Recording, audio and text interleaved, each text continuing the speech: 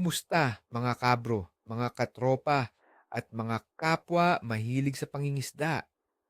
Ako nga pala ang inyong lingkod at excited akong magbigay sa inyo ng ating pinakamainit na forecast sa kaganapan ng pangingisda para sa darating na Disyembre 7, 2025. Kung nag-iisip kayo kung anong handa ang araw na ito para sa ating mga paboritong isda, abay mayroon akong mga impormasyon na siguradong makakatulong sa inyo. Manatili lang kayo dahil mayroon akong munting sikreto at mga praktikal na tip na ibabahagi na pwedeng magpabago ng inyong karanasan sa pangingisda sa araw na ito. Ito ay magiging isang kakaibang araw, lalo na sa panahon na ating mararanasan. Mga isda at kani-kanilang estilo ng pangingisda. Sa Disyembre 7, 2025, may ilang species ng isda na sa aking karanasan ay magiging aktibo kahit na medyo may hamon ng panahon. Tingnan natin ang ilan sa kanila. Wow siya ati ha. Para sa ating mga kaibigan sa sariwang tubig, ang tilapia ay isang maaasahan pa rin. Kahit umuulan, ang tilapia ay madalas na naghahanap ng pagkain sa mababaw na bahagi ng mga lawa at dam. Hanapin sila malapit sa mga kawayanan, dahon ng saging, o anumang istruktura na nagbibigay ng kanlungan at may kaunting buhaghag na lupa, kung saan sila nakakakain ng lumot at maliliit na insekto. Ang pinakamahusay na pain para sa kanila ay earthworms, bread, or artificial lures na may amoy. Gamitin ang light tackle na may float para madali mong makita ang bawat kagat. Kung medyo malakas ang agos dahil sa ulan, gumamit ng kaunting bigat sa iyong pain upang manatili ito sa gustong lalim. Para sa mga gustong mag-try sa brackish o coastal waters, ang bangus or milkfish ay palaging isang magandang target. Bagamat kilala sila sa pagiging maingat, ang bangus ay aktibo pa rin sa mainit na tubig. Hanapin sila sa mga lugar na may ilalim na buhangin o putik, lalo na sa mga bunganga ng ilog o malapit sa mga bakawan, kung saan may pinagkukunan ng pagkain.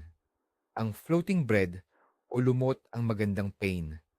Gumamit ng pino at matibay na linya at maging handa sa mabilis nilang pagtakbo pagkatapos kumagat.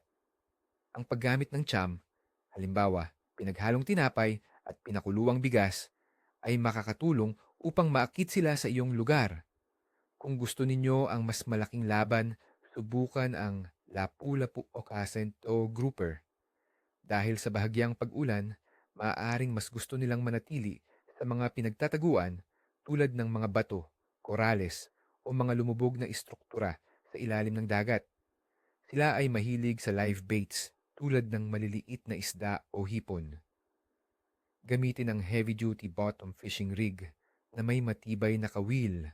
Ang mainit na temperatura ng tubig ay pabor sa kanilang aktibidad, kaya't asahan ang mas agresibong kagat kung mahahanap mo ang kanilang pinagtataguan. Pagsusuri sa kondisyon. Ngayon, pag-usapan natin ang mga kondisyon na makakaapekto sa ating pangingisda sa Disyembre 7, 2025. Panahon. Base sa ating forecast, asahan ang pag-ulan sa buong araw at maging sa gabi na may mataas na 75% na posibilidad ng pag-ulan. Ang temperatura ng hangin ay aabot sa 25 degrees Celsius hanggang 27 degrees Celsius, 77 degree Fahrenheit hanggang 81 degree Fahrenheit. Ang halumigmig ay nasa 72%. Karaniwan, ang Disyembre sa Pilipinas ay tuyong panahon na may mainit at maaraw na araw. Ngunit sa araw na ito, mas matindi ang pag-ulan kaysa sa normal. Ang patuloy na pag-ulan ay maaaring magpababa ng presyo ng hangin at maging sanhi ng medyo hindi matatag na panahon. Asahan ang mahina hanggang katamtamang hangin na maaaring maging sanhi ng kaunting alon sa mga coastal area. Ang biglaang pagbabago sa presyon, kahit kaunti, ay maaaring maging sanhi upang ang isda ay maging mas mahiyain at manatili sa mas malalim na bahagi ng tubig o sa mga kanlungan. Temperatura ng tubig. Sa kabila ng ulan, ang temperatura ng tubig sa Pilipinas sa Disyembre ay nananatiling mainit. Sa Manila Bay, ang average ay nasa 28.1 degree Celsius, 82.6 degree Fahrenheit hanggang 29.7 degree Celsius, 84.2 degree Fahrenheit. Sa Palawan, ito ay nasa 28 hanggang 29 degree Celsius, 82 hanggang 84 na degree Fahrenheit. Ang ganitong init ng tubig ay paborable sa aktibidad ng maraming tropikal na isda. Ngunit ang paglamig ng ibabaw dahil sa ulan ay maaaring magtulak sa kanila na manatili sa mas malalim na bahagi kung saan mas stable ang temperatura. Phase ng buwan.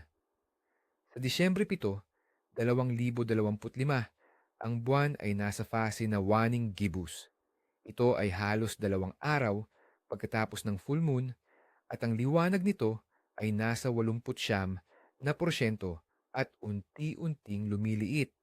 Sa paniniwala ng mga mangingisda, pagkatapos ng full moon, ang kagat ng isda ay unti-unting humihina.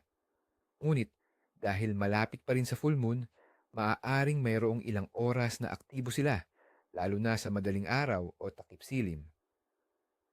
Pangkalahatang aktibidad ng isda. Dahil sa patuloy na pag-ulan at ang buwan ay nasa fase na waning gibbous, masasabi kong ang pangkalahatang kagat ng isda sa araw na ito ay magiging katamtaman hanggang mahina or ang biglaang pag-ulan at posibleng pagbabago sa presyo ng hangin ay maaaring maging sanhi upang ang isda ay maging mas maingat. Gayunpaman, ang mainit na temperatura ng tubig ay nagbibigay pa rin ng pag-asa. Pagtatapos.